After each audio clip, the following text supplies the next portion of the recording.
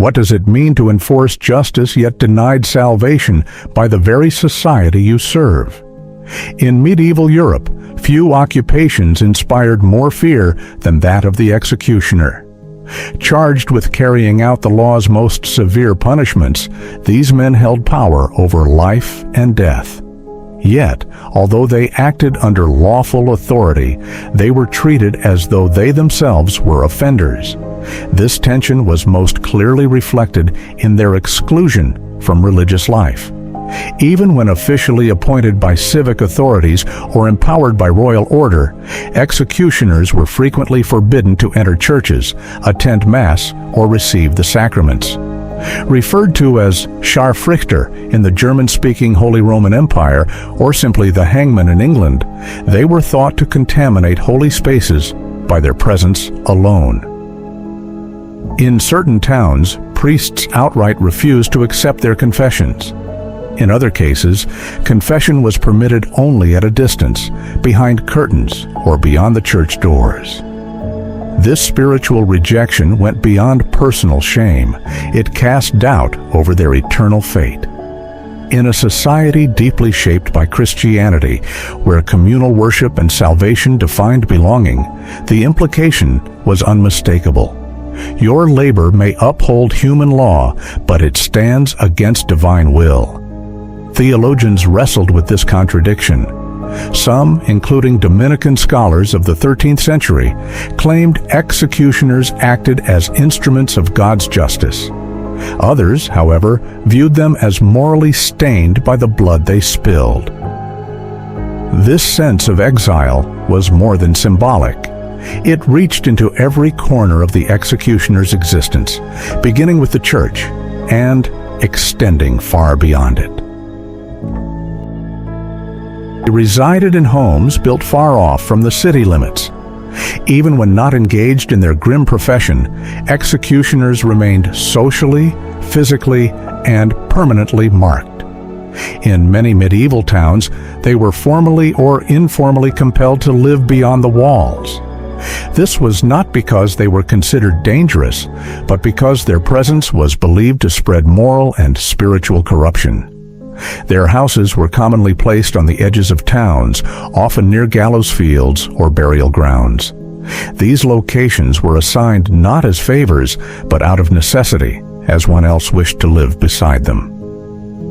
In cities such as Nuremberg, Strasbourg, and Paris, records show entire executioners' districts, Henkerhäuser, deliberately situated far from marketplaces, churches, and civic hubs. The message was unmistakable. Justice had to be carried out, but kept at a distance, never embraced. This enforced isolation served several purposes. It physically separated the executioner from everyday urban life, reinforcing his status as an outsider.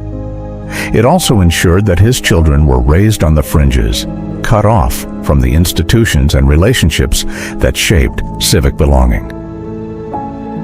Barred from handling goods in public markets, the medieval executioner lived behind unseen barriers. None were more degrading than those erected in the very center of communal life, the marketplace. Across many European towns, executioners were legally restricted or socially pressured not to touch goods in public markets with uncovered hands. The disgrace attached to their occupation was so powerful that even choosing bread or vegetables was believed to spread contamination. Municipal regulations from cities such as Augsburg and Basel document these strict restrictions forbidden from handling merchandise in public market. In certain regions, stallholders would sell to them only if they indicated items using a stick or while wearing gloves, ensuring no physical contact were made. Meanwhile, others insisted that executioners shop at designated times once the marketplace had emptied. This practice was not rooted in superstition alone. Many townspeople believed the executioner's touch carried spiritual corruption, capable of defiling not only objects, but entire market stalls. These beliefs transformed everyday necessities into acts of humiliation and isolation. refused burial in concentrated ground after death. In medieval Europe, death did not conclude judgment. Instead, it marked the beginning of a soul's passage toward salvation. For the executioner, exclusion continued even after life ended. Many were refused burial in consecrated soil, their bodies interred outside churchyards, beyond the reach of sacred rites. This final disgrace reflected a lifetime spent on society's edges and a spiritual exile that endured beyond the grave. Church law in several regions established a firm boundary.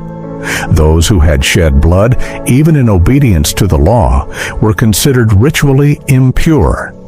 Parish records from towns across the Holy Roman Empire and parts of France record numerous cases of executioners buried near crossroads, gallows sites, or in areas specifically designated for the dishonored. No priest would preside, no church bell would ring. This practice was not merely administrative. It arose from a deeply ingrained belief that the executioner, though lawfully employed, had spiritually defiled himself through repeated proximity to death.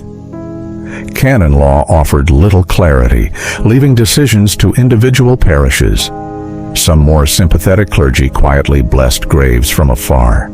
Others refused outright. In a medieval worldview that placed immense importance on burial location and sacred ceremony, such exclusion was devastating. In a society where eternity depended on ritual, being denied holy ground meant more than shame.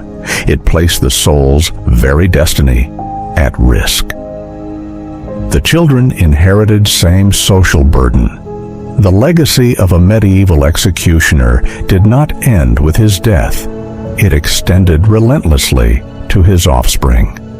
Throughout much of Europe, the stigma attached to the executioner's role was hereditary. Sons and daughters, though innocent of wrongdoing or punishment, often inherited the same isolation, suspicion, and restrictions that defined their parents' life. This transfer of dishonor was both legal and cultural. In some regions, the profession passed from father to son, not by choice, but because few alternatives were available. Guilds, which controlled most skilled trades in medieval towns, routinely excluded the children of executioners. They were barred from apprenticeships, prevented from holding public office, and often denied marriage into respectable families. In a world governed by birth, duty, and divine order, an entire family could be condemned to lasting social exile simply because one of its members had enforced the law. To live as a medieval executioner was to exist in constant contradiction, essential yet rejected, empowered yet banished. Their lives exposed the deep conflict between justice and morality, where those who upheld order were themselves denied belonging in the society they served. In a world ruled by divine authority and rigid hierarchies, punishment did not end with the condemned. It extended silently and shamefully to the hand that delivered it. Does a community that disciplines those who enforce discipline reveal fairness, or does it expose fear? Share your perspective in the comments, as Cesare Beccaria observed in On Crimes and Punishments. It is not the severity of punishment that most shapes the human mind, but its lasting presence.